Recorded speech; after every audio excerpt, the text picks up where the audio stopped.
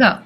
Hello, everyone. We haven't seen you in a while. We're super excited to be back with a quick tip that you have to keep in mind as you continue on your dance journey as a dance teacher with your students. We're going to talk about the impact that you have on your students every single time you walk into the classroom. So we can never forget that their dance experience for most students, they come to you once a week for an hour, or potentially slowly as they're growing up and committing more, they'll see you 5 hours a week or so. But for the most part, when they're little, they'll come once a week for an hour, 45 minutes, or maybe 2 or 3 hours. So you are such an important part of their life, even though you are teaching 20 hours or you're only teaching 5 hours. For them, you are just that once a week experience.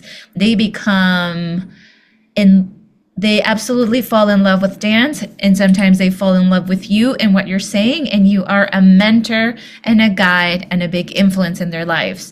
And so sometimes as adults we kind of forget that experience, and we just go into the classroom as an everyday experience, and you have to be mindful of how you talk to them, the things that you say to them and how you say them, because you never know how you're going to affect a child with your language, your comment, your comparison, with your maybe frustration one day. So you have to learn to take a deep breath and know that the kids in front of you are taking it all in like little sponges, and this can affect them as they continue to grow. So there's a lot of conversation about how to be mindful with body image, how to be mindful when a student is late for their class, because it might not be their fault, it might be their parents' fault, but you might make them feel bad.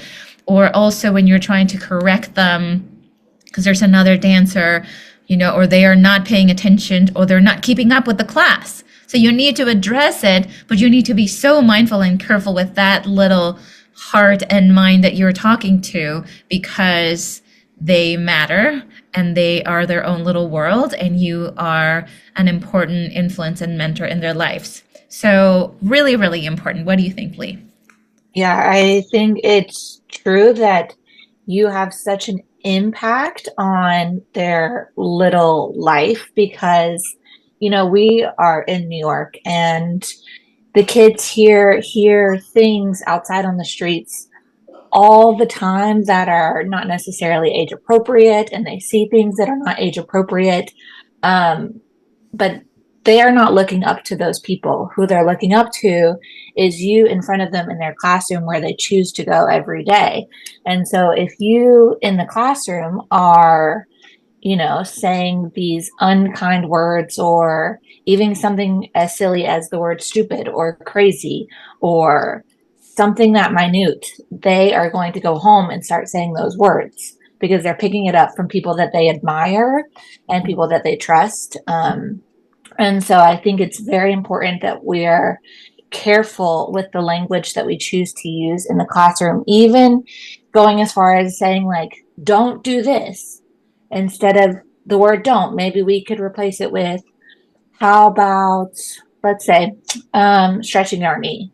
Instead of don't bend your knee, let's say, let's lengthen through the back of our knee. So we're reframing how we're using our vocabulary with the students. Does that make sense? Yes, that makes complete sense. And I think sometimes as teachers, we also feel that a little student, like a really itty bitty, you might talk as a little child, and as they grow up, you might change your tone. But I think it's Right. important to realize that kids are kids, and they are kids Right. up until they're 15.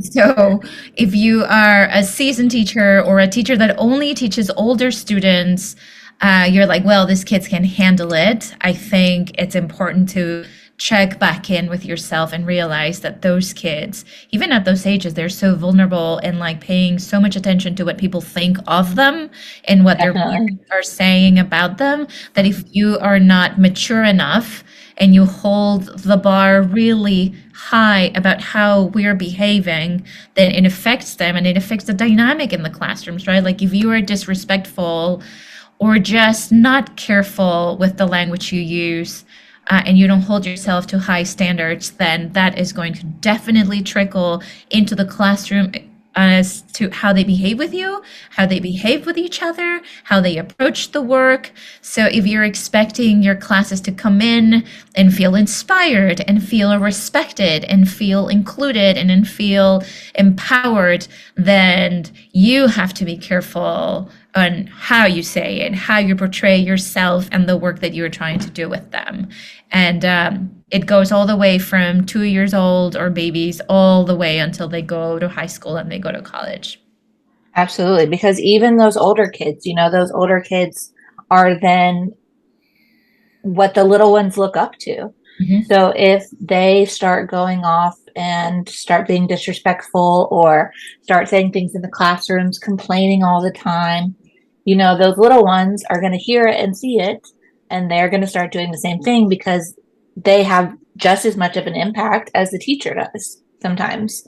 And so it all starts with the teacher. If the teacher is using any sort of negative language or any negative body, I'm not sure how to say this, but Yeah.